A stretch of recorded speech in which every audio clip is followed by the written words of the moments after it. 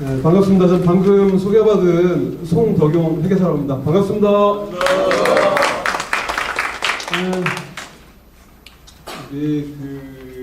제가 오늘 르노삼성 경영 실적, 르노삼성의 실제 수익 구조나 경영 실적이 어떤지, 그 의미가 무엇인지 그걸 중심으로 오늘 말씀드릴 거예요. 그래서 사실 이게 뭐 중간중간에 좀 전문 용어도 일부 들어가고 그래서 제가 말하는 시간이 길어지면은 조금 다운될 수도 있으니까 제 이야기는 가급적이면은 한 1시간 이내에서 끝내고 여러분들 질문을 좀 받고 이렇게 마무리를 하도록 하겠습니다. 그렇게 진행하겠습니다. 자, 일단 우선 보시면은 르노삼성의 이게 이제 최근 3년 동안 손익계산서예요. 이게 손익계산서라는 건 여러분 아시는 것처럼 어떤 기업이 한 해의 살림살이를 나타내는 표죠. 그러니까 우리 이제 가정하고 똑같이 한 해 이제 딱 지나가면은 그 한 해 지나간 이제 결과를 가지고 다음에 이제 살림살이 계획을 삼잖아요. 그거하고 비슷하게 한 해 이제 살림살이를 정리를 한번 해보는 거죠. 이게 이제 중요한 게 한 해 이제 어느 정도 살림을 잘 살았는가 이걸 봐야지 그 다음에 뭘 더 할 건지 뭘 덜 할 건지 이거에 대한 판단이 가능하니까 이런 손익계산서라는 걸 만드는 거예요. 보시면은 우리 이제 16년, 17년, 18년을 보시면은 그 매출액이 16년, 17년에 올라올 때는 상당히 증가했는데 2017년 대비해서 2018년도에는 많이 좀 감소했어요. 그래서 보시면 알겠지만 매출액 자체가 상당히 좀 많이 빠졌죠. 제가 이제 확인해 보니까 판매량도 많이 빠졌더라고요. 그래서 이건 이제 불가피하게 매출액이 감소했다는 걸 알 수가 있어요. 근데 중요한 것이 매출액이라는 것은 우리 이제 장사할 때 가장 기본이 되는 거잖아요. 물건을 만들어서 팔아야지 뭐 장사가 된다 안 된다 이런 이야기를 하잖아요. 그렇기 때문에 매출액이 중요한데 이 매출액을 보면은 매출액이 줄었다라는 말의 의미는 야 이거 장사가 많이 안 됐을 수도 있겠네 이런 생각을 하게 만들어요. 사실. 근데 르노삼성을 보면서 재밌었던 게 매출원가라는 것은 이 물건을 만들어서 파는 데 들어가는 비용이거든요. 결국에 물건을 만드는 데 들어가는 비용이겠죠.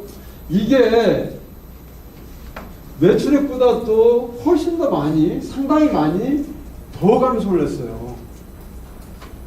여러분 생각을 해보세요. 보통 보면은 장사가 안 되면은 우리는 이제 언론에서 그런 이야기 많이 하잖아요. 물건 못 파는데 비용은 고정 비용 나가니까 망한다. 우리 지금 파업할 때도 그런 이야기를 많이 들었잖아요. 물건 안 나가는데 니네 고정 비용 다 들어간다. 그럼 망하는 거 아니냐. 이게 이제 공식처럼 이야기를 하거든요. 일반적으로 그렇죠. 일반적으로. 근데 보니까 르노삼성은 오히려 거꾸로 원가가 더 줄어든거나 이게 사실은 상당히 재밌는 구조예요. 재밌는 구조예요. 근데 이제 재밌는 것은 2016년, 17년 상황도 약간 비슷한 것도 일부 있어요. 보시면은 사실은 르노삼성의 경우에 매출하고 매출원가라는 것이 움직이는 게 우리 이제 자동차 업체 일반적인 계약하고 약간은 차이가 있더라고요. 근데 현대차나 이런 데하고 좀 차이가 있더라고요. 그게 이제 그럴 만한 이유가 있겠다 싶던데 나중에 한번 말씀드릴 거예요. 자, 그래서 매출원가를 뺀 게 매출 총리익이라는 거거든요. 이게 가장 기본적인 마진이죠. 이게 제조업체는 가장 기본적인 마진이에요. 보시면은 2017년도에 18.5%였는데 18년도에 21% 오히려 올랐어요. 이 마진이 2.6%나. 그러니까 이게 이제 방금 말씀드린 것처럼 원가가 더 줄어드는 바람에 이런 상황이 생긴 거죠. 판매비와 관리비를 보면은 매출 총액에서 판매비와 관리를 뺀 게 영업이익인데 이 영업이익이 판매비와 관리를 뺀 결과 약 3,500억이 나왔어요. 물론 당연히 매출액이 많이 줄었으니까 금액 절대 규모로는 줄겠죠. 절대 규모로. 근데 율로 보면은 이것도 역시 오른 거죠. 0.6% 올라갑니다. 자, 그런데 일반적으로 기업을 평가할 때는 어떻게 평가를 해요? 금액 가지고도 평가하지만 그 금액보다는 율을 가지고 평가를 많이 하거든요. 여러분 기업 분석 이런 거 이제 증권회사 나오는 거 보면은 영업이익률이 평균보다도 높다 낮다 이렇게 평가를 하죠. 영업이익 금액이 평균보다 높다 낮다 이렇게 평가를 잘 안 해요. 왜? 비교를 할 때는 상대적으로 동일한 기준 가지고 해야 되잖아. 그게 율이란 말이죠. 그러니까 이게 굉장히 중요해요. 이게. 그럼 3년 동안 보니까 평균적으로 6% 이상은 계속 올라왔죠? 6% 이상 올라왔어요. 이걸 여러분들이 기억을 해주세요. 그 다음 기타 수익이라는 것은 뭐 여러분 잘 아시는 영업의 수익이라고 생각하시면 됩니다. 기타 비용은 영업의 비용이라고 생각하시면 되는 거고, 보니까 이게 큰 변동 없이 움직여요. 왜냐하면 우리가 차익금이 사실상 없기 때문에 기타 수익이 기타 비용보다도 특별하게 더 적은 경우가 많지가 않아요. 보통 보면은 이게 이제 좀 있을 경우에 특별한 상황이 있을 때만 그런 거고 나머지는 그렇게 많지가 않아요. 보시면 알겠지만 2018년도에도 기타 수익과 기타 비용이 거의 똘똘이죠. 동일해요. 그래서 세금을 내기 전 순이익이 3,500억. 자, 결과적으로 당기순이익이 2,200억이다. 이게 당기순이익이라는 것은 세금을 내기 전 순이익에서 법인세 비용은 뺀 거니까 이제 법인세 비용이라는 것은 그때 조금씩 달라지기 때문에 큰 의미가 있는 거 아닙니다. 그래서 세금을 내기 전 순이익 중심으로 여러분들이 생각하시면 돼요. 자, 보시면은 이제 이 손익계산서 의미를 여러분들이 생각하실 때 르르삼성은 제조업체이기 때문에 제조업체에서 가장 중요한 이익이 뭐다? 매출 총액이다. 왜? 제일 위에 있잖아요. 그 다음에 제조업체라는 것은 물건을 만들어서 파는 업체죠? 그죠? 은행과 같은 서비스 업체도 아니에요. 그 다음에 예컨대 이마트나 이런 소매업체가 아니에요. 유통업체가 아니란 말이죠.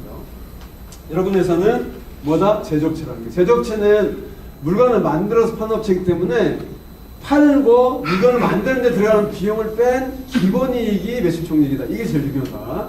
이게 사실은 계속 상당한 정도를 유지하고 있다. 이거 여러분들 회사 특징으로 알고 계시면 되고, 영업이익 최근 3년 동안 6%대를 꾸준히 유지를 하고 있네. 굉장히 안정적인 거죠. 굉장히 중요한 사실인 거예요. 이게 두 번째 특징인 거고, 그 다음에 실제로 여러분들 회사에서 이러저러게 여러분들이 이제 근로요건 개선이나 이런 걸 할 때 기준이 되는 이익이 세금을 내기 전 순이익 이렇게 보시면 됩니다. 자, 그러면 다른 데하고 비교를 해보세요. 비교를. 현대차 잘 나가죠?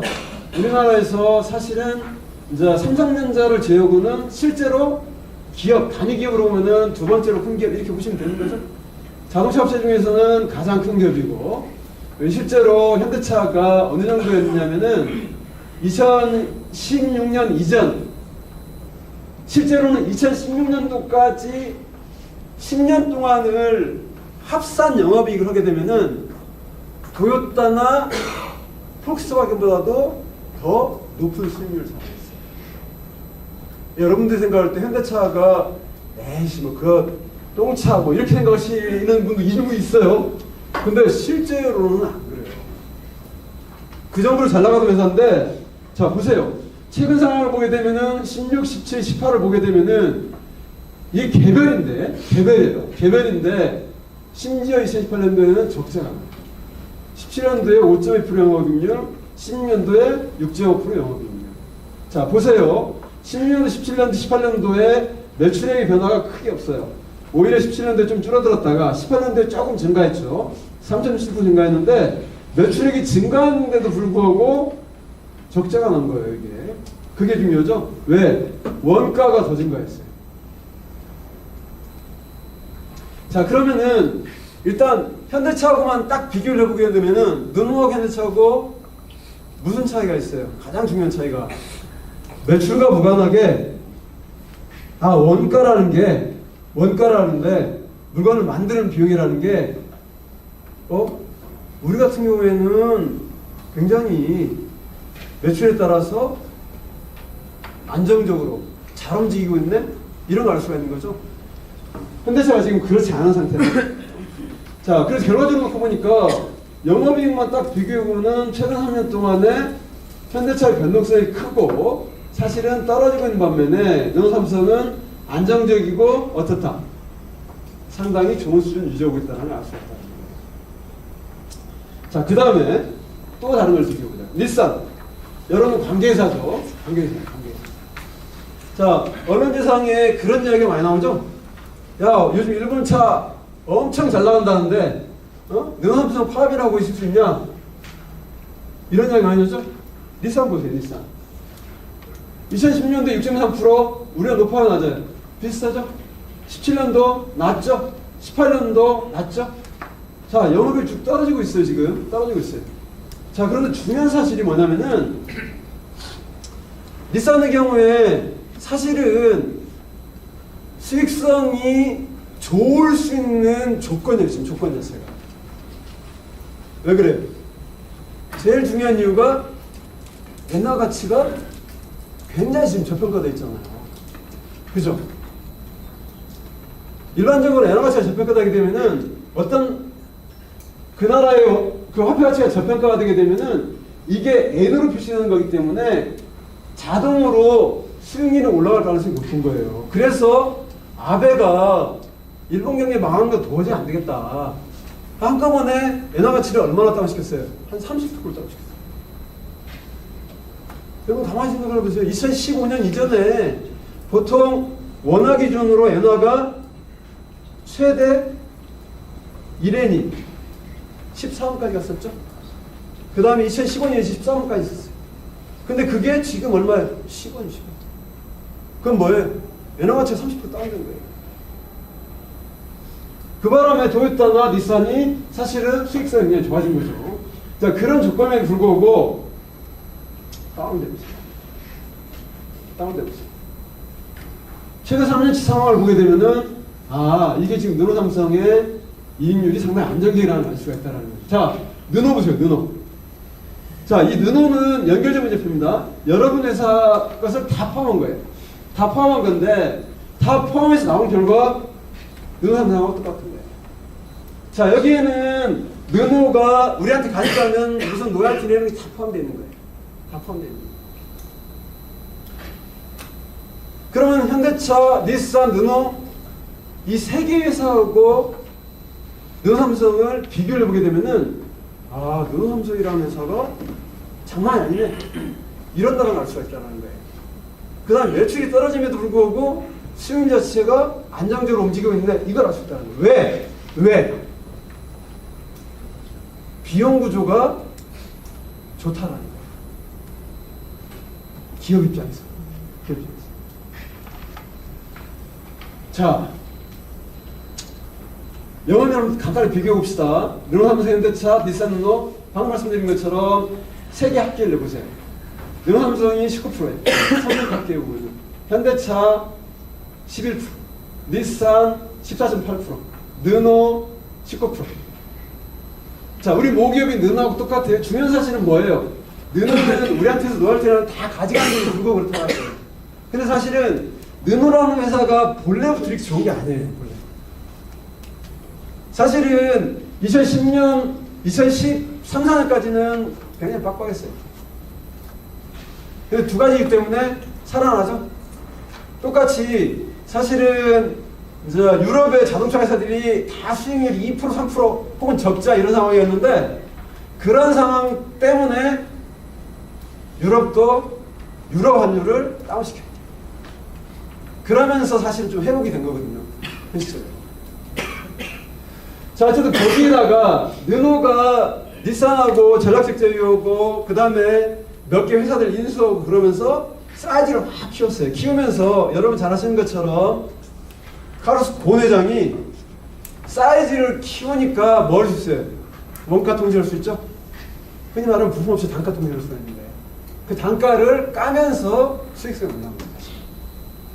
그러면서 최근 3년 동안 상대적으로 상당히 좋은 조건을 유지하고 있는 편이다. 근데 그럼에도 불구하고 2018년도에 보게 되면은 역시 이렇게 다운되고 있는 추이를 보여주고 있다는 거예요. 사실은 이런 정도의 우리 르노삼성 정도의 이 영업이익률이라는 게 지금 세계에서 가장 자동차를 많이 팔고 있는 회사가 폴크스바겐입니다. 물론 르노가 미쯔비시를 인수하면서 작년에 미쯔비시까지 포함하게 되면 조금 더 많이 팔았어요. 근데 그 전까지는 이제 우리 이제 세계 시장에서 이야기를 할 때에는 여전히 폴크스바겐이 제일 많이 판다라고 이야기를 해요. 근데 그 폴크스바겐의 영업이익률 평균이 3년 동안 46%뿐이 안 돼요. 2018년도 5.9%뿐이 안 돼요. 그런 구조라는 거예요. 그 정도의 상황이라는 거예요. 자, 그러면은 여러분 회사의 6.3%의 영업이익률이 가지는 의미를 한번 가만히 보자고요.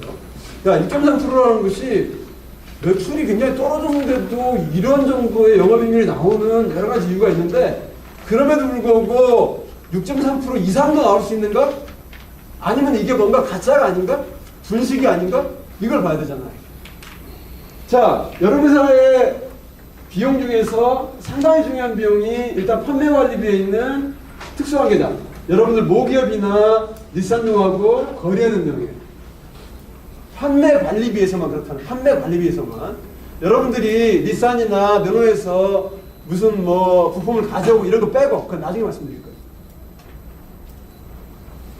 이게 비용이 평균적으로 한 3%예요. 기술 사용료, 용역 수수료, 광고 판촉비 이런 형식으로 해서 약 3%예요. 자, 그런데 중요한 사실은 이게 기술 사용료나 이런 것들은 우리가 연구개발 투자를 전혀 안 한다는 걸 전제로 해요, 기본적으로. 근데 우리 연구개발 많이 들어가죠? 상당히 많이 들어가죠.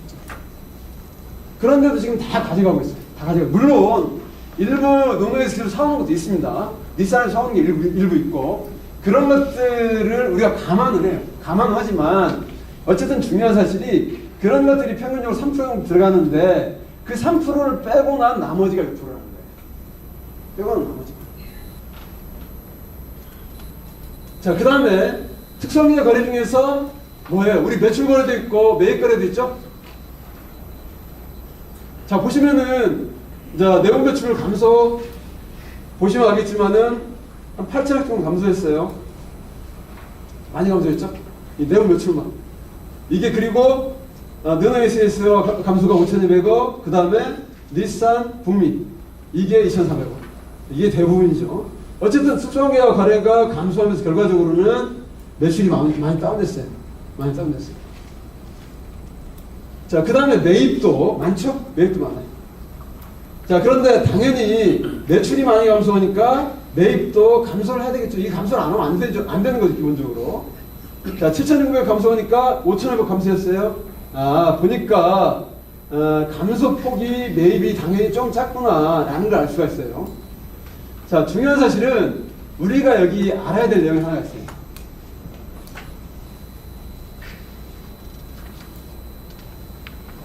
우리 지금 정기적으로 세무조사 5년에 한 번씩 받고 있죠? 작년에 한번 받았어요. 그죠? 세무조사 결과가 어떻게 나왔다라고 하던가요? 이번에 323억 추징 나왔어요. 추징이라는 말의 의미는 뭐예요? 더 내라고 합니다. 더 내라고. 과거에 5년 전에 얼마 추징 나겠죠? 약 700억. 그래가지고 뭐 이제 불복해가지고 최종적으로 확정된 금액이 480억. 자, 여러분 그냥 300억이라고 가정을 해보죠. 300억. 300억을 추징당한다는 말의 의미는 뭐냐면은 실제로 아까 세금을 내게 된 이익 있죠. 세금을 매기는 과표. 그 이익이에요, 이익. 그 이익이 얼마가 줄어든 거예요? 300억 나누기 20%게 되면은 약 1,000억이 줄어든 거예요. 그러니까 근데 그걸 5년 기준이라고 가정한다고 하면은 매년 얼마씩 줄어든 거예요? 300억이 줄어든다고 보시면 돼요. 300억. 자, 300억이면은 얼마예요? 영업이익률이 0.5%예요. 자, 그러면은 그 세금의 대부분이 어디서 나온 것 같아요? 특수환경자 거래에서 나온 거예요.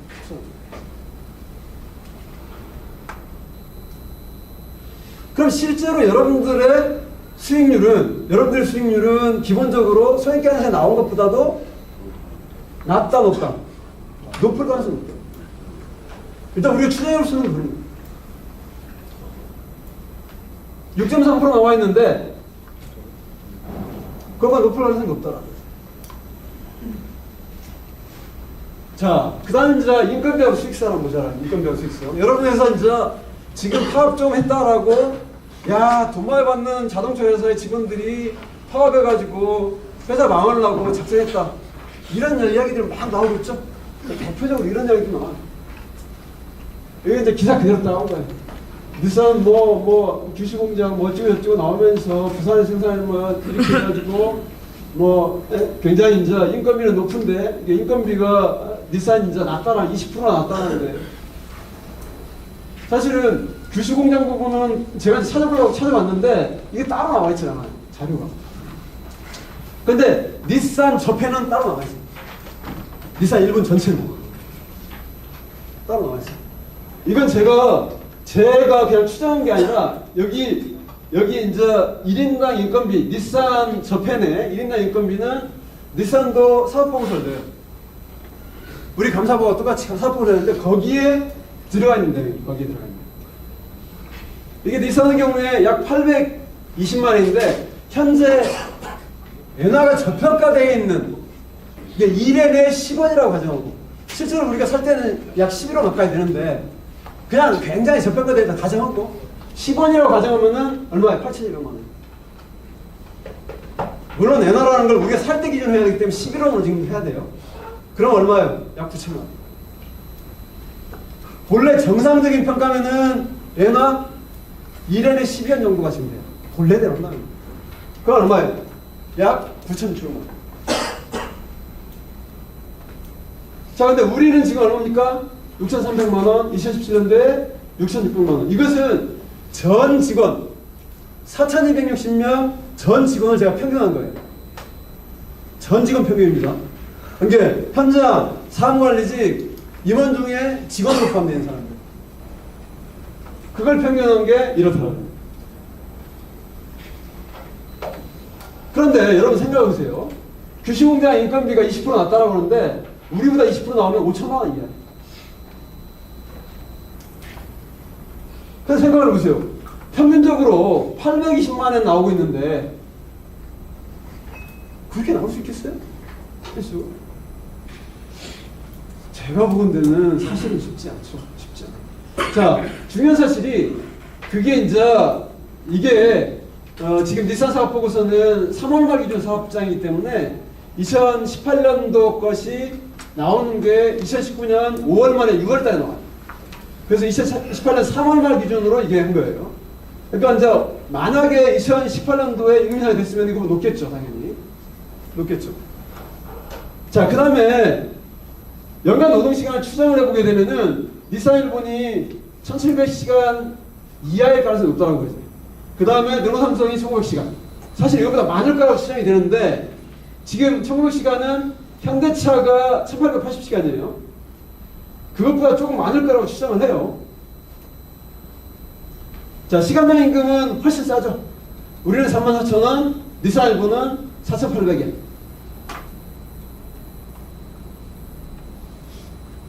자, 그 실제로는 사실 그 언론에서 말하고 있는 그 기사가 그 사람들이 이제 언론에서 이야기를 할 때 출처를 말을 안 하죠. 어디에서 자기가 확인해서 뭘 했다 이렇게 말을 안 하죠. 그냥 이렇다더라 이렇게 이야기하죠. 주로 어디서 이제 소스를 주는 거예요. 자동차 산업협회나 회사에서 그냥 대략 싸주는 거예요. 물론 이것은 어느 정도 비슷해. 이건 비슷한데 이건 알 수가 없습니다.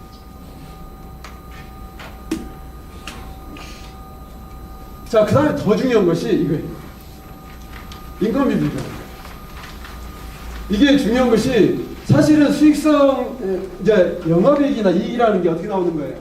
아까 제가 말씀드린 것처럼 매출에서 빼기, 물건을 만드는 데 들어간 비용, 원가, 빼기, 판매관리비, 이게 영업이익이죠? 그러면은 우리 원가하고 판매관리비에 인건비가 들어가잖아요. 그러면은 그 각각의 원가, 각각의 비용 나누기 매출을 한 것이 매출한 걸 뺀 나머지가 영업이익이죠? 그렇기 때문에 전체 조합원 총 급여가 중요하거든요. 그게 어느 정도를 차지하는 게 중요한데 이거 보세요. 이게 4.8%인데 닛산 전체, 이건 닛산 전체입니다. 전체 이게 추정한 거예요. 저도 이게 사실은 전체 인건비가 안 나와 있어가지고 닛산은 개인 인건비가 나와 있어요. 그래서 개인 인건비 곱하기 전체 직원을 곱한 거예요. 그거 나누기 매출을 한 거예요. 일단. 그걸 해보니까 얼마다? 10.6%, 10.6%. 차이가 엄청나죠? 자, 그러면은 실제로 이런 의문이 있을 수 있죠. 야, 저기 한 6%까지 차이 나는데 우리가 영업이익률이 훨씬 높아야지. 근데 중요한 사실은 우리가 다른 비용이 추가적으로 들어가는 게 있을 수가 있다는 거예요. 예를 들면은 기계장치가 더 많아서 기계 들어갈 수 있는 거고, 또 우리가 외부에 외주를 준 게 있을 수도 있는 거고, 이런 것들이 일부 들어가는 거예요. 근데 그런 것들이 있다 할지라도 그것이 차지하는 비중을 다 우리가 추정을 해본다 할지라도 아까 말씀드렸던 영업이익률 차이라는 것들의 상당히 최소한 2% 3% 정도는 이것이 가능성이 없다는 거예요. 이만큼은 아니지만 그런 비용들을 다 감안을 해도 플러스 마이너스 해도 그래서 사실은 이게 중요한 거예요. 그러니까 사실은 제가 이걸 보면서 야, 이게 이렇게 나올 수가 있나 사실은 개인적으로 생각을 해봤어요. 근데 이건 여러분 감사보고서에 들어가 있는 내용이에요. 근데 물론 감사보고서에 종합급여만 들어가 있습니다. 여기에 이제 퇴직금이라는 걸 뺐는데, 왜냐하면 닛산도 종합급여만 높이기 위해서 그런 거예요. 그럼 우리 퇴직금이 급여의 대략 10%가 가정할 수가 있는 거죠? 10% 포함시키게 되면 얼마예요? 4.8%니까 5.3%가 돼요. 근데 보시면 알겠지만 사실은 우리 같은 경우에 인건비 자체의 구조가 다른 회사들에 비해서 제가 보건대 아까 말씀드린 여러 가지 항목들을 다 플러스 마이너스 한다 할지라도 닛산, 그 다음에 현대차 이런 데에 비해서 아마 3% 정도는 더 나갈 거예요. 3%. 예를 들면은 현대차 연결, 현대차가 자회사를 포함한 전체가 9%예요. 9%. 물론 퇴직금을 포함한 겁니다. 우리하고 하게 되면은 어떻게 되는 거예요? 약 3% 남짓 차이가 나는 거예요. 자, 그런데 보세요. 이게 아까 했던 규시공장이 5천만 원 이하라고 하면은 매출 대비 이제 급여총액 비율이 4% 이하일 수 있다는 건데, 현실적으로 이건 제가 불안해요.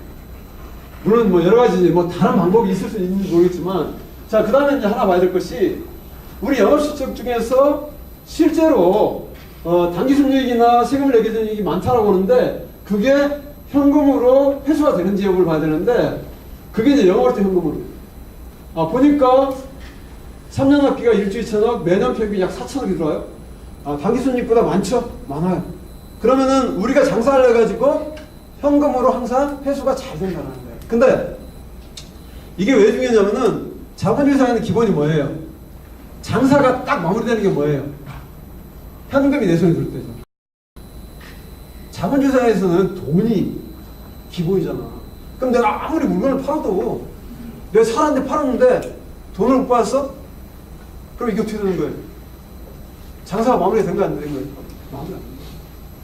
현금이 딱 들어올 때 마무리가 되는 건데 그 마무리까지도 사실은 잘 되고 있다는 걸 보여주는 거예요. 왜?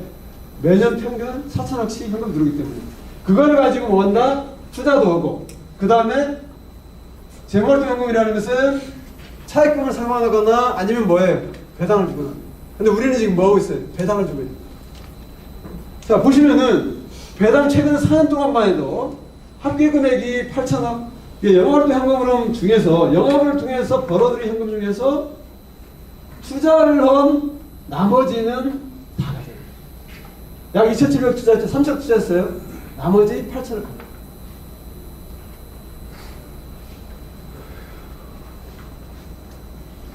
자, 그래서 보니까 2018년도에도 기말의 현금 및 현금 승인상이 7,500억이고 기타 이제 금융회사가 있는데 어쨌든 7,500억만 하더라도 우리가 보통 어떤 기업의 운영자금이 여유가 있냐 아니냐를 판단할 때 전체 매출의 12분의 1 월 한 달 걸 이야기를 하거든요. 그러면 근데 우리가 6조 매출이라고 가정을 할 때 나누기 12하게 되면은 약 5천억 정도가 되는데 7,500억이면 상당히 여유가 있는 이런 식으로 운영이 되고 있는 거죠. 자, 이제 노동자 한번 대응을 한번 생각을 해보자고요.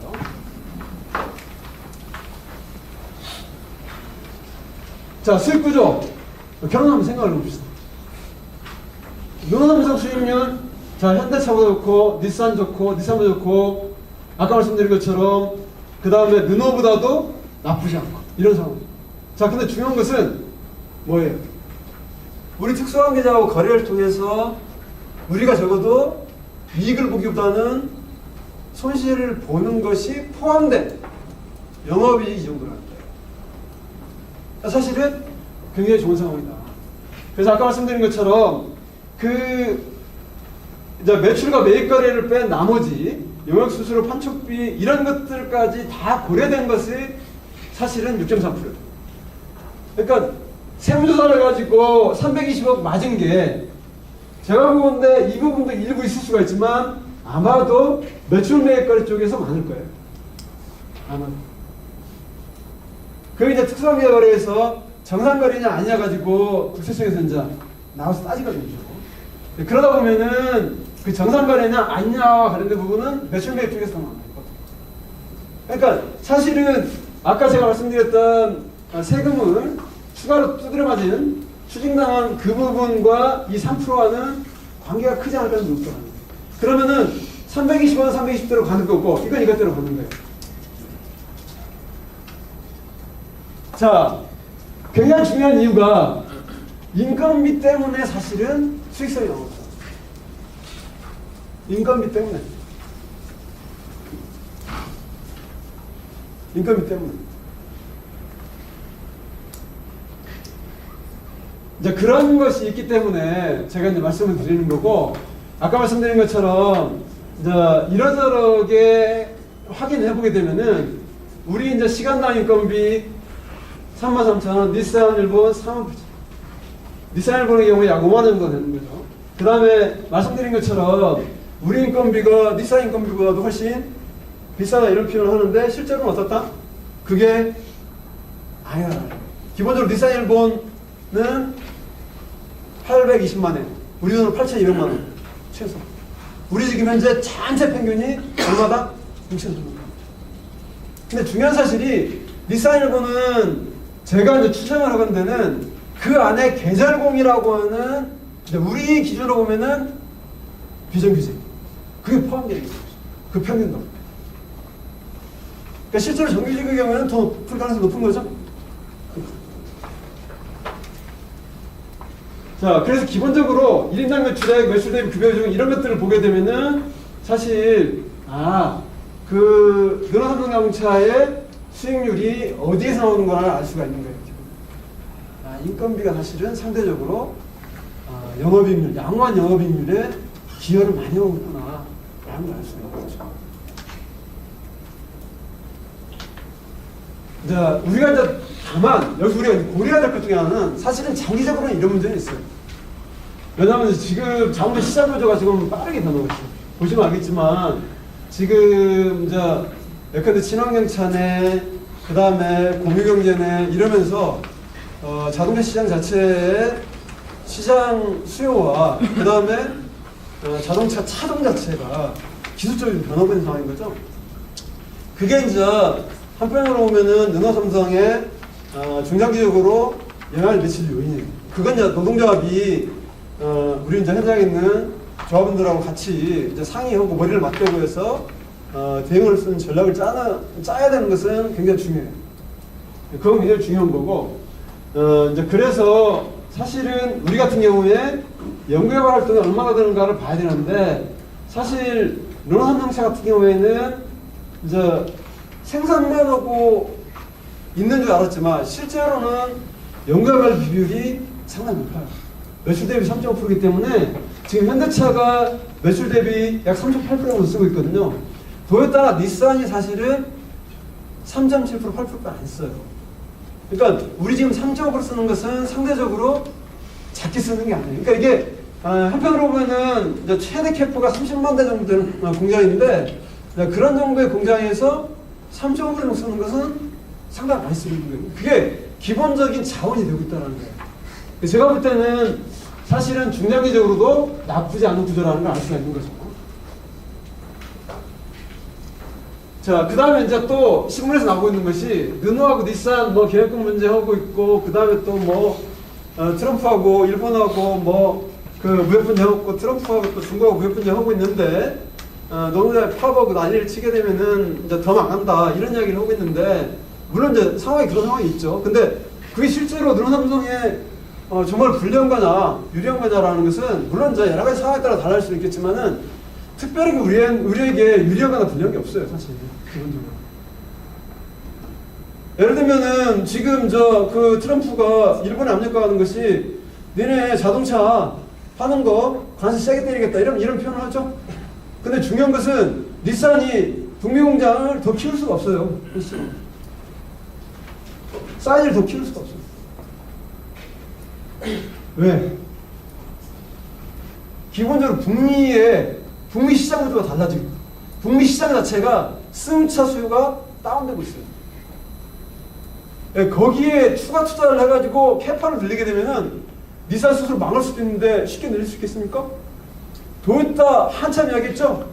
트럼프한테 야 공장 많이 짓다 이렇게 해야겠죠? 실제로 시켰어요? 별로 그런 생각 없어요. 그래서 최근에 이야기 나오는 게 북미 어차피 시장 수요가 다운되고 있는데 내가 어떻게 그걸 늘리느냐 이런 이야기를 하고 있는 거예요.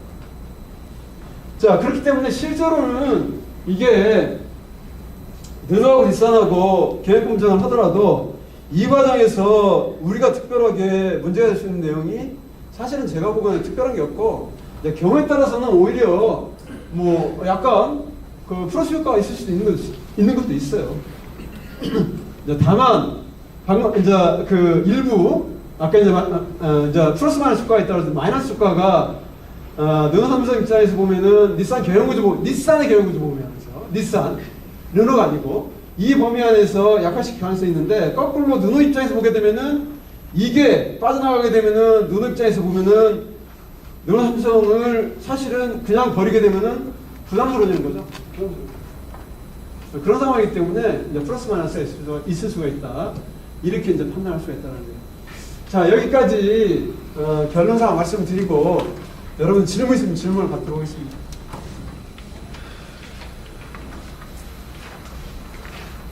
자 질문.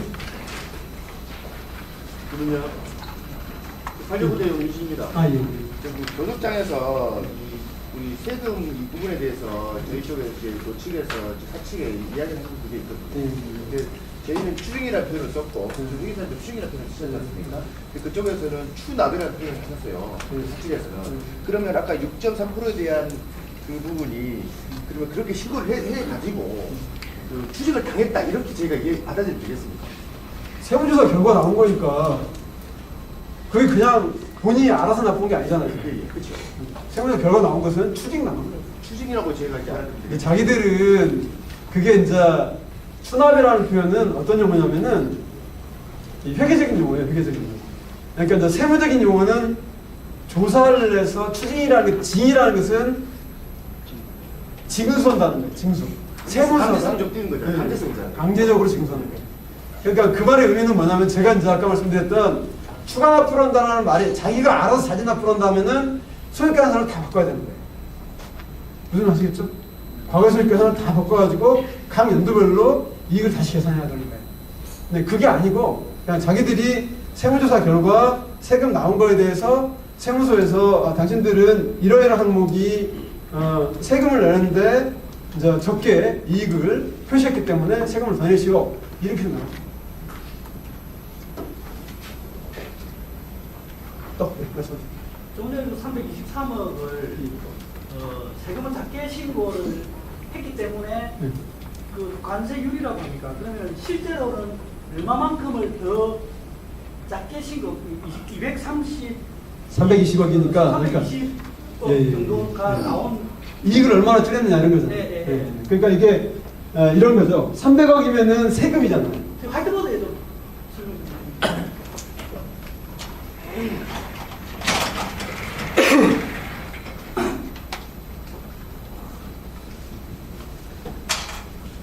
(320억은) 세금이죠.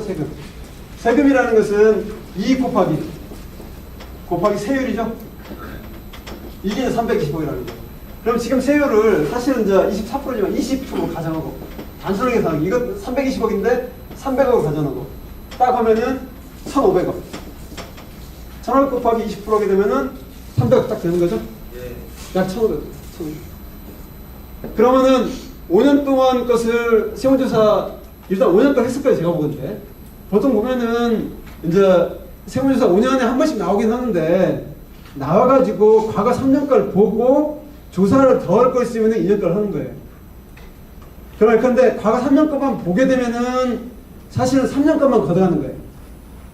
근데 이제 일단 5년 걸 봤다라고 가정하고 3년 거면은 더 많겠지만 5년 걸 봤다라고 가정하고 그러면 한 해에 300억 이익이 줄어든 거죠. 300억.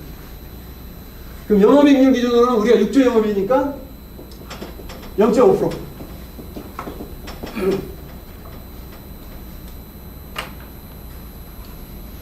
근데 이게 중요하죠, 이게. 이게 중요해요. 여러 가지 중요해요, 이게.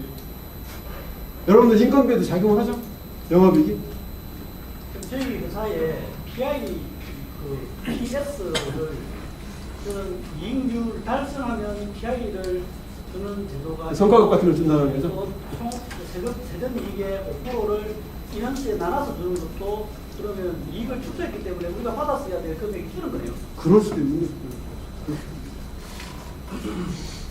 그러니까 사실은 저는 그렇게 생각을 해요. 회사 입장에서 보면은 뭐 일부 세금을 나중에 내더라도 이 세전 이익에 연관되어 있는 여러 가지 항목이 있잖아요. 방금 했던 그런 항목도 있는 거고 그러면은 나중에 세금 추징 당한다고 해도 크게 손해볼 것이 없다고 생각할 수가 있어요. 냉정하게 표현하면은. 그죠?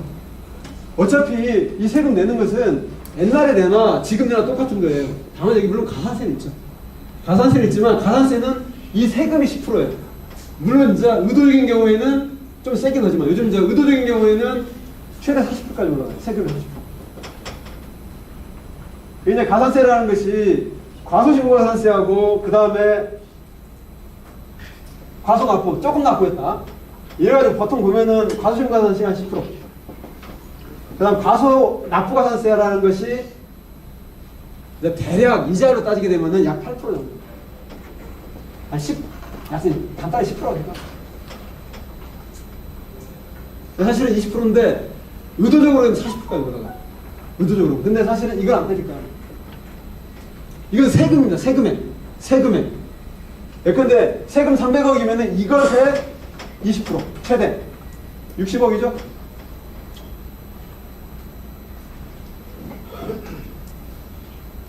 그러면 저희들이 영업이익률 달성을 못한 걸로 그냥 PI를 지급 안 하기 위해서 일부러 축소신고했다고 의심할 수 있는 거예요. 그건 제가 모르겠습니다. 그거는 너무 가능 같은데 왜냐면 차라리 PI를 주고 세금을 안 내는 게 회사는 이득이지 300을 내는 거구나. 인당 100만 원을 더 준다고 해도 5,000명을 잡아도 50억밖에 안 되는데 그 300억을 세금을 내는 걸 선택할 리는 없을 거 아니에요. 300억은 본세가 포함된 거예요. 300은 어차피 제가 방금 말씀드렸잖아요. 옛날에 이익을 제대로 신고했어도 300억 무조건 내는 놈이라는 거예요. 그래서 그 전에도 많이 냈으면 냈어요. 네. 이익을 정상적으로 신고했으면은 그건 무조건 내는 거예요. 그러니까 지금 세금 내나 옛날에나 똑같은 거예요. 세금은 회사 입장에서 보면 똑같은 거예요. 세금은. 그럼 그 현대차나 닛산 쪽에도 세금 추징 당하거나 이런 거 있었던 거 잘 혹시 알고 계시는 게 있습니까? 다 조금씩은 당하는데 네. 사실은 이제 그게 이제 어느 정도 규모냐라는 것은 회사의 규모에 따라 달라지는 거니까 닛산은 잘 모르겠고 닛산은 네, 그쪽에 외국계 현대차 경우에도 뭐 예를 들면은 현대차가 지금 이제 이 국내 공장만 40조가 넘잖아요. 보통 세무조사를 하게 되면은 이런 내부 거래 때문에 세금이 나오기보다는 거기는 이제 비용들 때문에 일반 비용들 때문에 세금 나오는 게 보통 최소한 100억, 200억씩은 다 나오는데 이제 중요한 사실 중에 하나가 방금 말씀드린 것처럼 내부 거래나 이런 문제가 거기는 중요한 게 아니에요. 여기는 예를 들면은 비용을 잘못 썼다거나 이런 것이 주된 타겟이라는 거예요.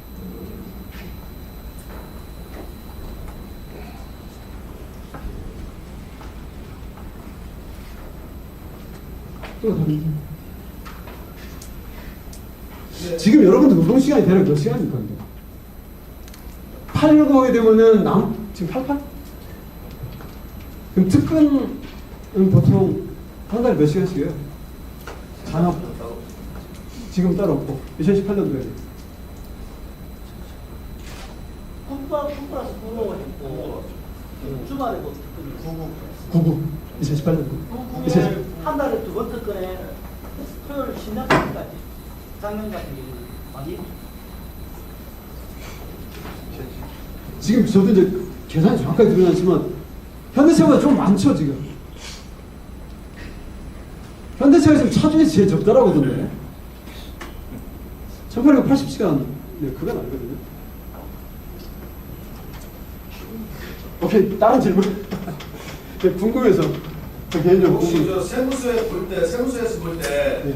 비용 거래 이 추징하고 내부 거래 추징을 했을 때 어느 걸 더 나쁘게 세무서는 나쁘게 보냐 안 나쁘게 보냐 이런 게 중요한 게 아니고 세무서 입장에서 보면은 추징업이 좋은데 중심으로 조사를 해요.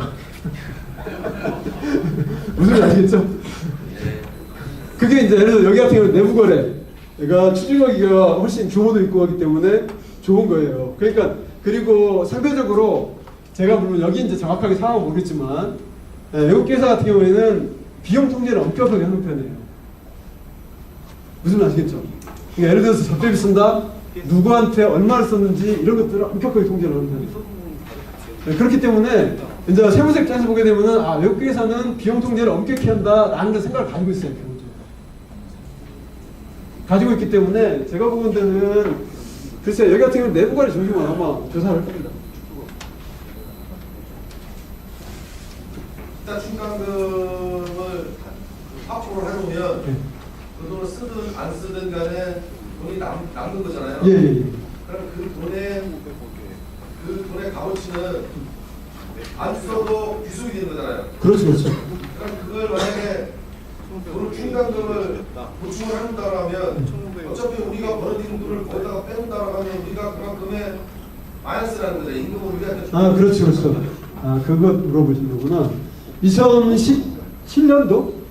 2017년도에 기타 영업 비용이 상당히 증가했던 가장 중요한 이유가 기타 충당금이라 가지고 270억이었죠?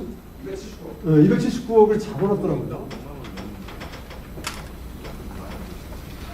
그러니까 이게 이제 279억을 잡아놨는데 우리 충당금이라는 말의 의미는 뭐냐면은 예를 들면 이런 거예요. 크게 우리 퇴직금 있죠? 퇴직금.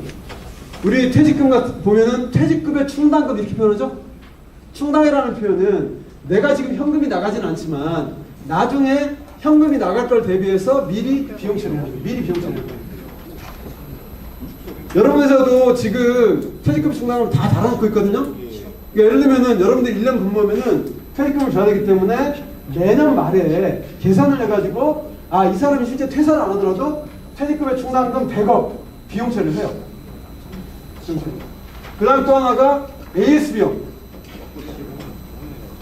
이게 판매 보증 충당금이라 가지고 AS 비용 같은 경우는 실제 현금이 안 나가잖아요. 당장에 안 나가도 내가 예컨대 올해 20만 대 팔았다. 그러면은 20만 대 판 것이 앞으로 이 판 금액의 1%가 AS 비용으로 나갈 거라고 추정을 해요. 추정. 계산한다는 계산. 계산해가지고 예컨대 10억 이렇게 잡아두는 거예요. 이게 현금이 실제 나간 거 아니에요. 그런데 좀 희한한 게 기타 충당금이라고 해가지고 279억이 잡혀있더라고요. 그래서 내가 다 뒤져봤는데 그 내역이 뭔지 명확하게 모르겠어요. 이 기타 충당금. 예를 들면은 우리가 이제 소송 같은 걸 당했다. 소송을 당했대. 내가 이제 무슨 차를 판매했는데 소비자가 보고 이 차가 이상한 거야. 요즘 우리 흔히 리콜 이런 거 많이 그러잖아요. 그래가지고 이제 소송을 한 거야. 근데 그 소송이 크게 붙을 것 같아. 그래서 소송이 크게 붙어가지고 예를 들면은 그게 나중에 한 100억 정도 나갈 거라고 추정이 돼. 리콜 대상 차가 한 10만 정도 예상이 되니까. 그리고 관련된 부분이 각 항목당 얼마 계산이 이렇게 나와. 그러면 이거 같은 경우에는 좀 명확하게 좀 잡거든요. 예컨대 손해배상 손실 중간금이라 했지. 이렇게 소송 충당금이라서 잡는 편이거든요. 그래서 구체적인 내역이 보통 나오는데 이게 내역을 못 찾겠더라고요. 그래서 그걸 왜 잡아놨는지를 잘 모르겠어요. 혹시 회사에서 그런 얘기 들은 적 있습니까? 혹시 퇴직연금하고도 연관될까요? 아닙니다. 그 퇴직연금은 방금 했던 퇴직금이 충당금과 관련된 부분이기 때문에 상관없습니다. 질문 있는데요. 네. ASBM이라고 말씀해 주셨잖아요. 예. 미리 잡으신다고 예. 개념상. 저희도 지금 직장생활 하면서 워런티 코스트 비용을 쓰는 걸로 알고 있거든요. 예, 맞습니다. 근데 그게 지금 말씀하신 회계 쪽으로 봤을 때는 미리 예측을 해서 판매량에 예측을 해서 잡아놓는 거 맞아요? 네, 그렇습니다. 회계적으로 그게 맞아요. 그래요? 그게 정상적인 거죠, 그게. 그럼 저희가 지금 쓰고 있는 비용은 그 전거도 생각을 하면 되겠네요, 예산. 그렇죠. 그런 거죠. 그렇게 되는 거죠. 그러니까 제가 이제 보니까 AS 충당금을 지금 노삼성은 예를 들어서 어떤 데는 좀 굉장히 많이 함대가 있어요. 이익이 많이 날 때는 그걸 좀 조정을 하기 위해서 많이 하는 경우가 있는데 노삼성은 보니까 사용해가고 실제 잡는 금액이 비슷하더라고요. 그러니까 최근 3년 동안은 억지로 많이 약간 그런 건 없는 것 같아요. 제가 보니까. 근데 그건 없는데 이게 특별하게 있어가지고 저도 이제 자료를 찾아봤는데 별로 없어요. 세입자들이 지금 통상임금 소송을 진행하고 있는 혹시 그거 줘야 되는 금액들을 잡아놨어요. 그게 이렇게 많나요? 2억 80억 정도 되겠나요?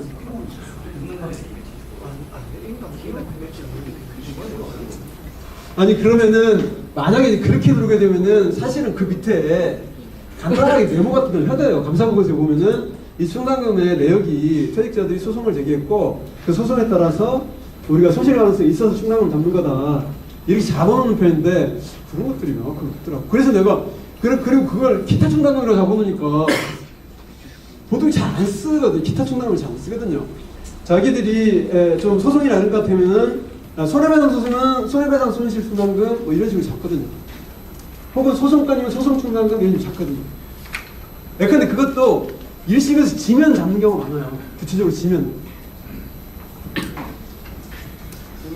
예, 맞습니다. 아까 380억 우리가 세금을 추징 당했잖아요. 네. 저희가 아까도 질문이 나왔는데 저희가 연간 그 영업이익의 세전에 5%를 성과금으로 받는데 그러면 5년치 성과금이 저희가 어떻게든 덜 받았다는 얘기인데 그걸 소송을 하면은 그런 자료들을 저희가 요구를 해서 받을 수 있는 방법도 있나요? 그럴 수 있죠. 그러니까 예를 들면은 이제 소송을 하게 되면은 이렇게 보통 진행이 되잖아요. 여러분이 아시는 것처럼 내가 이제 상대방이 자료를 안 넣게 되면은 사실 확인 조회라고 해서 법원에서 얘네 여기에 필요한 자료니까 그거 내놔 이렇게 이제 법원이 명령을 하거든요. 이제 직접 필요한 내용 같은 경우에는 명령을 하기 때문에 보통 그런 경우에는 대부분 내놓을 수밖에 없는 거죠. 법원이 명령했는데 안 내놓으면은 그건 이제 소송이 사실상 지는 거기 때문에 보통 경우는 내놓죠. 구체적인 내역이 나오는 거죠. 이 항목이 어떤 항목 때문에 수익이 나있고 그게 이제 결과적으로 각 연도별로 이익이 어떻게 이제 줄었으면 줄었고 뭐 이런 것들.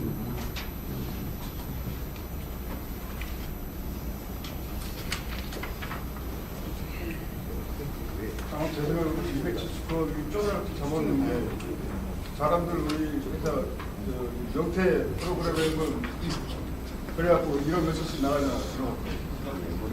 희망팀. 만약에 그게 매년 있는 겁니까? 아니면은 어떻게 되는 거죠? 쭉 그냥 회사에서 얘기하면 600년 전에 희망시대 이걸 계획하고 있었거든요. 그러니까 만약에 이제 우리가 이제 그런 건 있어요. 이런 것도 이제 희망퇴직이나 이런 것들을 염두에 두고 있으면은 물론 이제 표현을 그렇게 쓰지 않는 경우도 있지만 구조조정 충당금이라고 해가지고 명퇴나 아니면 희망퇴직을 계획하고 있다는 것을 일정하게 표시를 해줘요. 표시를 해주는데 물론 이제 그게 이제 부담스러우니까 표시를 안 했을 수도 있겠죠. 방금 말씀하신 것처럼. 그러니까 혹시 이제 실제로 그런 것들이 있는데 그런 것들을 위해서 잡아왔을 가능성은 방금 말씀하신 대로 있을 수 있겠네요. 이건 표시하기에 좀 부담스러우니까 일종의 이제 구조조정을 미리 이야기를 하는 거니까 좀 뭐 부담스러울 수 있어서 이걸 뭐 사실은 안 할 수 있겠죠. 근데 중요한 것은 예를 들어서 이제 이게 그러면은 명확하게 그 해에 확정이 됐을 때 그걸 써줘야 돼요. 근데 이제 세전이익에 지금 5%잖아요. 그러면 이걸 비용으로 잡아가지고 세전이익이 줄어든 거거든요, 지금. 그럼 이것도 여러분들이 5% 못 받은 거예요, 사실은. 그럼 이걸 내일 남겨두고 있다가 만약에 나중에 안 쓰게 되면 원칙적으로 물론 환입을 하거든요. 환입을 해야 되는데 계속 가져갈 수도 있어요. 회사 입장에서 보게 되면은 왜? 굳이 뭐 안 쓴다고 해서 일부러 또 환입시킬 필요도 없거든요. 환입이라는 건 이익으로 처리한다는 건데. 그러니까 구조정이라는 것이 이제 히모티지라는 게 딱 명시로 확정돼 있고 몇 명을 딱 사실상 할 예정이다라는 게 확정돼 있을 때 일반적으로는 충당금을 명확하게 잡죠. 지금 보니까 그 해에 이렇게 쓰지도 않았거든요. 보니까 이게 보통 보면은 회사들 중에서 부장 충당금을 잡게 되면은 실제로 그해 반년 정도 써요. 자기들이 반년 정도 쓰기도 하고, 근데 그게 이제 사실상 확정이 돼서 어느 정도 확실할 때 충당금을 잡는 거죠. 확실하지 않은데, 예를 들어서 조합원들이 나갈 생각이 없는데 직원들이 나갈 생각이 없다. 그럼 잡아놓으면은 이익만 줄어드는데 잘 안 했죠. 회사가 기분 좋으면 279을 사원들 통과해서 줄 수 있잖아요. 물론 이미 비용 잡아놓은 거니까. 그 380억 그 추징당한 사유를 저희가 국가 쪽에서 국세청이랑 지금 받아보고 국세청에서는 정보공개 청구 대상 안 되더라고. 그게 이제 개인의 비밀 문제다 해가지고 잘 안 해주려고. 근데 소송 같은 걸 하게 되면은 그 소송 사유 때문에 한다라고 주거든요. 근데 이제 소송 사유가 아니고 그냥 개인이 원하는 것은. 그래서 제가 노동조합이 그런 요구들이 많아가지고 그런 것들 해보려고 해봤는데 안 됐어요. 그리고 아까 그 현장에서 279억이를 잡혀있는 부분을 벌어요. 그러니까 리스트하고 똑같이 비슷하게 쫓아가려는 경우가 상당히 크거든요. 왜냐하면 아까 그 리스트하는 관련해서 우리가 20% 공급이 우리가 높다랬잖아요. 근데 리스트한 큐시공작을 가봐도 비정규직이 한 60%를 차지해요. 그렇기 때문에 일단 정규직은 자꾸 없애는 상황이고 비정규직을 많이 쓰거든요. 리스트 같은 경우. 그래갖고 그런 부분에서 아마 비정규직까지 다 포함해갖고 20%가 좀 낮을 수도 있다 이런 거죠. 자회사 한 단계 밑에. 그러니까 닛산 일본의 자회사라는 거는 자회사처럼 이런 거죠. 그러니까 임금 구조가 낮죠. 큐시공장. 그러고 관련해갖고 아마 그 차이에서 좀 네, 오케이 무슨 일 알겠습니다. 큐시공장만 됐어요. 네, 오케이. 질문 하나 있습니다. 네. 2018년도 윤호 삼동 손익 그 페이지에 보면 네. 2018년도에 그 법인세 비용 차감 등 순이익하고 네. 단기순이익이 약 1,300억 정도 발생합니다. 예, 예. 세금은 1,300억 정도 맞은 것 같은데 예. 2017년도에는 법인세 그 차감된 순이익이 3,700억인데 약 700억 정도 차이가 나거든요. 예. 이거를 비교해보면 약 한 600억 차이가 나는데 이게 어떻게 그렇게 차이가 나는 건지. 그러니까 이제 거기에 보면은 방금 말씀드린 그 추징세액이 거기에 포함되는 게 하나가 있고, 추징세액이 포함되는 게 하나가 있고, 그 다음에 이제 우리가 그 회계적인 법인세 비용하고 그 다음에 세무적인 법인세 비용이 안 똑같아요. 그러다 보니까 예를 들면은 우리 일반적인 유의세율을 한 20%라고 이야기하는데, 아까 세금을 내기 전 순이익에 똑같이 3천억이라 할지라도 곱하기 20%에서 똑같이 600억이 나와야 되는데, 그래야지 세율이 딱 똑같잖아요. 근데 방금 말씀하신 것은 어떤 데는 굉장히 많고 어떤 데는 굉장히 적다 이런 거잖아요. 그러니까 2018년도에는 300억이 일단 추징세이기 있기 때문에 300억은 차이가 있는 거고, 나머지 부분도 이걸 세전이익 곱하기 20% 똑같이 하는 게 아니고, 예를 들면 이런 거예요. 예를 들면은 아까 AS 비용 있잖아요. AS 비용을 우리가 100억을 잡았다. 그러면은 이것은 실제로 돈이 2018년도에 비용은 100억 잡지만 돈 나간 게 50억이다. 그럼 세무상 비용은 50억뿐 인정 안 해요. 왜냐면은 니네 실제 돈이 안 나갔으니까 우리 비용 인정을 못 해. 이래가지고 인정을 안 해요. 자, 그러다 보니까 이게 어떤 해에는 회계기준상으로는 세금이 많은 것처럼 보이고, 어떤 애는 좀 짠 것처럼 보이고 이런 차이가 있는 거예요. 그래서 세무상의 세금하고 회계상의 세금이 안 똑같아요. 회계적으로는 예컨대 우리가 물건을 팔면은 몇 프로 무조건 예수중단금 잡아놔 이렇게 딱 규정을 하고 있거든요. 규정을 하고 있는데 세무적으로는 무조건 그걸 인정해 주는 건 아니에요. 그래서 그런 차이 때문에 그 방금 말씀하신 그런 법인세 비용의 차이가 좀 나는 거죠. 그래서 특히나 2018년도에는 300억 추인세가 있었기 때문에 더 차이가 큽니다. 혹시 경제자료청이잖아요. 예. 일반하고 외국 투자 기업이 들어왔을 때 세금 혜택은 어느 정도 차이가 나요? 세금 사실은 이 외자 기업의 세금 혜택이라는 것이 지금 현재 외축법에 따르게 되면은 지금 제 기억이 정확한지는 모르지만 5년 동안은 100% 세금 면제. 5년? 네, 나머지 5년은 50% 면제. 이렇게 돼 있거든요. 그러니까 아마 이 능화삼성도 이 혜택을 봤을 거예요. 처음에 삼성에 하다가 인수했을 때 봤나? 아마 제가 알기에는 이런 본 걸 알고 있어요. 그래서 본래는 이제 외투기업 경우에 5년 해가지고 100% 50% 이렇게 감면을 받아요. 물론 이게 이제 최근 혹시나 저도 최근에 외투기업을 못 봐가지고 다시 한번 확인해봐야 되겠지만 제가 이제 몇 년 전에 외투기업 가서 확인했을 때는 이렇게 좀 있었어요. 감면은 세요. 많아요. 예. 이거는 노동자라고 해서 비단의 관리 해가지고 매년 회사랑 협상을 하고 하지 않습니까? 예. 제가 알기로는 회사는 매년 6년 예를 들어 올해 같은 경우는 8월 9월에 예. 내년도 예산을 잡는다. 예. 근데 이제 회계사님도 아시다시피 각 계정이라는 게 있잖아요. 판매 관리비면 그 안에 예를 들어 판매 촉진비, 광고비, 마케팅비 각 계정이 있어가지고 그거다 돈을 배정을 해놓잖아요. 자 그러면 이제 임금 인상 관련해서 회사가 올해 흑자는 걸 감안해가지고 이제 노동자하고 협상할 걸 대비해서 예를 들어서 500억 정도를 예산을 배정해 나간다. 근데 우리 요구하는 한 700억, 800억 된단 말이에요. 그러면은 그 500억을 상회하는 거잖아요. 그런데 회사에서 그 돈을 주려고 하니까 자기네들이 잡아놨던 계정을 오버한단 말이에요. 다른 계정에서 그 돈을 끌어다가 만약에 썼었을 경우에 회계상의 문제가 됩니까? 안 됩니다. 전혀 안 전혀 안 되죠. 네, 전혀 안 됩니다.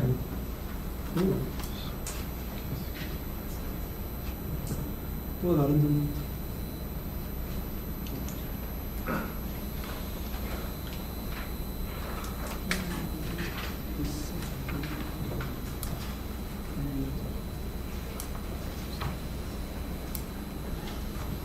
다른 질문 없으신가요? 공무원 사이시면 다 물어보세요. 물론 내가 100% 보장은 못했지만. 한 가지만 더 여쭤볼게요. 아, 예. 무료 총액과 매출 발생한 해외 주셨을 때 거기에다가 2018년 4.8%, 2017년 4.3% 기대를 해주셨더라고요. 근데 보조사 때 제가 들은 얘기는 6.3%나 6.4%로 얘기했거든요. 회사에서는. 아, 회사에서는? 네. 좀 많이 차라도. 그가 아마 제가 볼 때 이런 걸 거예요.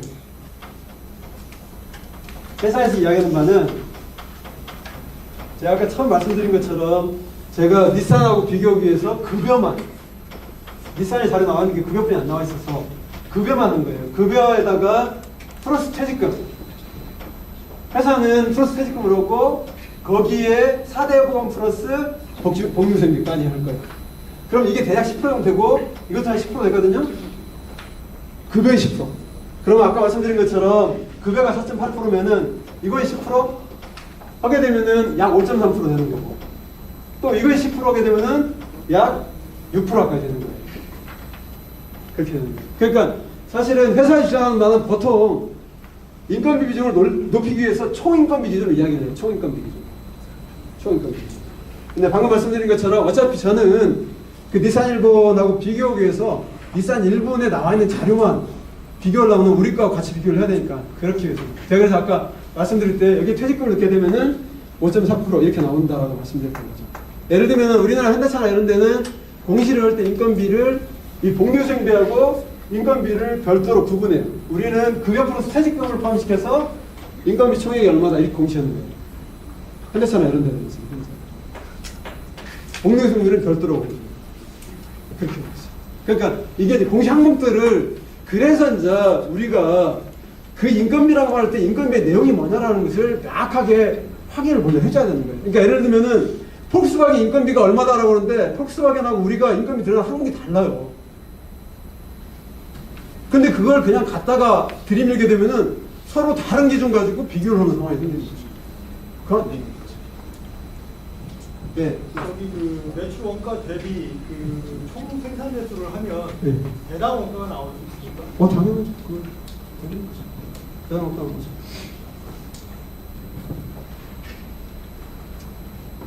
자, 다른 질문 없습니까? 네. 회사에서 맨날 저희들이 협상량이 들어가면 이상한 게 다른 자동차 회사하고 경쟁력을 확보하기 위해서는 고정비를 제한할 수밖에 없다. 그래서 인건비 상승을 제한할 수밖에 없다는 이야기가 주정창하는 이야기입니다. 근데 이거 결론에 보시면 임금을 10% 올린다 할지라도 영업이익이 0.45%밖에 안 떨어진다는 말은 그러면 지금 닛산의 매출액 대비 임금비 비중이 10.6%. 그러면 르노 삼성이 매출액 대비 급여 비중이 4.8%밖에 안 되는 요게 0.45% 올라간다 손 치더라도 그럼 뭐 5%대 초반 아니 6%. 네. 왜냐면 4.8%에서 10% 올라가도 0.48% 올라가는 거잖아요. 그죠? 그러니까 약 6% 되는 거예요. 그러니까 여러분들이 생각을 해야 될 게, 그러니까 이건 사실은 그 고정비, 그 다음에 인건비에 대한 이야기를 하는 게 좀 잘못됐는데, 제가 폴kswagen 사례를 들을게요. 폴kswagen 같은 경우에는 여러분들이 먼 이야기라고 생각하시면 안 돼요. 폴kswagen 기준이 되고 있기 때문에 지금 전 세계 자동차 회사에서 기준이 되고 있어요. 폴kswagen 보면은 매출액이 올라가잖아요? 그럼 사람 더 써요. 매출이 10% 올라가면은 사람도 똑같이 10% 더 쓰는 거예요. 근데 여기는 왜 그러냐면은 노동시간이 딱 고정되기 때문에 그래요. 노동시간을 거기는 1300시간 넘어가면 안 돼. 또 박아놓으니까 매출 올리려면은 결국 생산할 때 둘 중에 하나뿐이었잖아요. 현재 있는 사람들이 10% 올라가는 걸 MAC를 올려가지고 노동을 세게 해서 올리든지 아니면 사람 더 쓰는 둘 중에 하나잖아요. 근데 여기는 세게 올리는 것도 내부에 딱 정해져 있어요. 노동 강도를 더 이상 올리지 말라는 게 정해져 있어요. 그러니까 그렇게도 안 되고 딱 10% 올려요. 그러니까 사실은 폴kswagen 한 10년을 딱 분석을 해보게 되면은 매출 올라가면은 사람이 계속 그만큼 늘어나요. 그러니까 인건 비율이 매출이 올라가면은 여러 말씀드려보면은 떨어져야 되잖아. 고정비니까 인건비가. 그지? 그러면은 인건비율이 떨어지면은 더 보상해줍니까? 보상해줘요? 안 해주죠? 안 해줍니다. 여러분 똑같은 이론 가지고 똑같은 급여 받아가지고 매출 올라가면은 인건비율 떨어지죠? 보상해줘요? 안 해줘요. 근데 아까 말씀드린 것처럼 폴kswagen 같은 경우에는 그 인건비율이 계속 동일해요. 계속. 자기들이 그리고 영업이익률이 그러다 보니까 6%에 7% 딱 동일해요. 근데 기업이라는 것이 영업이익률 10%라는 게 무조건 중요해요? 그게 잘못되는 거예요 지금. 우리한테 강요하는 것은 기업이라는 것은 무조건 영업이익률이 엄청 높은 회사가 무조건 좋은 기업이야, 이걸 강요하고 있는 거예요 지금. 여러분 폴kswagen 6%? 야, 폴kswagen 세계 최대 자동차 회사인데 6% 가지고 왜 그런 이야기를 하지? 아까 제가 말씀드렸잖아요. 현대차 10년 합격하게 되면은 폴kswagen보다도 거의 20%가 높아요. 매달 2%씩. 옛날 현대차가 좋을 때는 비용을 엄청나게 빼고도 10%가 다 남았어요. 여기. 근데 그게 어디서 나온 거예요? 인건비하고 하청업체에서 나온 거예요. 그럼 6%만 가져도 아무 문제 없는 거거든요. 나머지 4%를 다 풀어줘야지 회사가, 그 지역 경제가 발전하고 그 동네 경제가 발전하는 거예요. 여러분 생각처럼, 회사에서 말하는 것처럼 폴kswagen 6%고 현대차 10%인데 이 둘이 경쟁하면 누가 이기는 거예요, 그러면? 폴kswagen 벌써 망했겠죠? 벌써 망한 거예요, 이거. 독일 경제 벌써 망한 거예요. 근데 독일 경제가 지금 제일 잘 나가잖아요. 그러니까 사실은 우리나라가 기업에서 이야기를 할 때 지금 이야기해야 되는 기준이 되는 것은 적정수입니다. 적정수입. 초과수익이라는 거. 우리나라는 기업을 판단할 때 초과수익 내야지 당신은 사는 거야 라고 강요를 하는 거죠. 사실은 적정수익률이 중요한 거거든요. 적정수익률. 기업이라는 것은 적정수익률을 통해서 투자할 거 새로 투자하고 사람에게 돌려주고 지역사회에 돌려주고 이러는 거거든요. 제가 볼 때는 사실은 그 고정비에 대한 개념이 잘못됐다. 그래가지고 인건비는 무조건 고정비고 그래서 고정비기 때문에 딱 막아놓지 않으면은 회사는 망하는 거고 이런 주장 자체가 사실은 제가 볼 때 논리적인 것입니다. 물론 제가 아까 말씀드린 것처럼 이런 상황이 있을 수는 있어요. 아까 현대차 같은 경우에 기술적으로 지금 변화가 있잖아요. 자동차 산 전체가 변화가 있잖아요. 그죠? 그럼 이 변화 있는 시기에는 본래 인건비 외에 다른 비용들이 연구개발투자 이런 것들이 많이 들어가거든요. 그럼 연구개발투자라는 것도 결국 인건비예요, 사실은. 그것 때문에 다른 비용이 일부 조정이 돼서 우리가 이제 이후에 좀 새롭게 다른 것들을 만들어보자라고 할 때는 그럴 수도 있겠지라고 판단할 수도 있겠죠. 근데 이런 것들이 중요한 시점이 계속 있는 건 아니기 때문에 제가 이런 말씀을 드립니다. 또 다른 질문? 여러분들 파업한다고 스트레스 많이 받죠? 대의원들이 사실은 현장에서 우리 현장에 조합원들이 이야기하는 거하고 집행부는 야 뭐 쳐야 된다라고 하는데 조합원들은 뭐 좀 다른 이야기도 보니까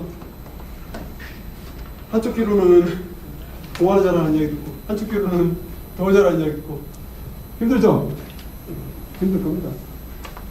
때때로 그런 일도 있고 저런 일도 있는 거니까 여러분들 뭐 열심히 하시고 좋은 결과 있기를 바라겠습니다. 이 정도 해도 되겠죠? 네. 자, 감사합니다.